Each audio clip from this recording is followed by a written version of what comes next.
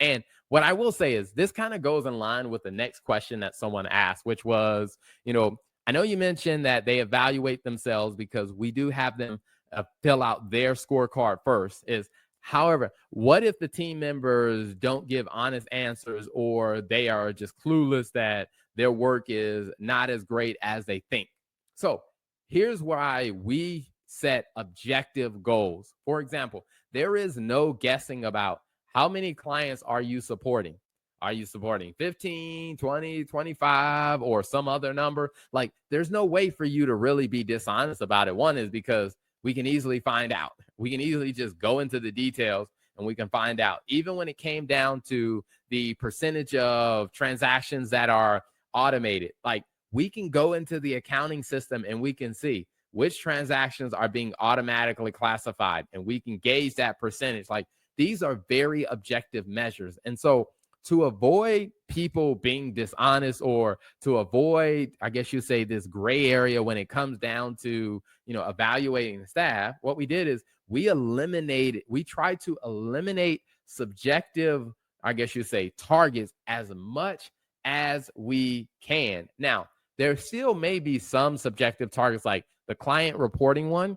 That one, there is some subjectivity in that. Like, it's not like a hard, fast number we can say can independently handle this task. So there are some elements of their priorities that may have some subjective judgment in, but most of the targets that our staff are given when they're evaluating themselves, it is very clear. For example, when it comes down to on-time delivery, we don't really have to guess. I can just go into the practice management tool and I can see how many, if I did an average, I can see on average, are you usually completing your task on time? Are you early or are you late? The data gives me the answer. And what we will do is when we introduce these age assessments to the team, I will show the team, here is how we will calculate the answers to each of these metrics. And once we show them how to calculate it, then when they score or they grade themselves,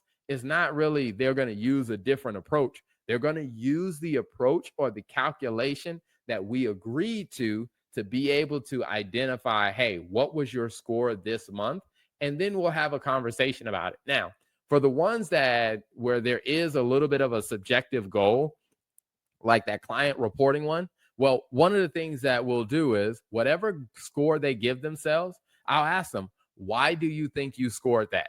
And we can kind of gauge. If they don't really have a good answer, I'm not, I guess you say, I'm not afraid to challenge them and say, hey, that really doesn't sound like you actually performed at the good level. Because I'm not afraid to have that honest conversation with them, because also one of our core values that we promote and we talk about consistently within our company is honest feedback. And so everyone in the company knows that, hey, honest feedback is an important culture within our company. Everybody hears it consistently. And so if it is a subjective goal and they are completely missing it, I am not afraid to call them out on it and just say, hey, let's just talk about this because I don't see it the same way.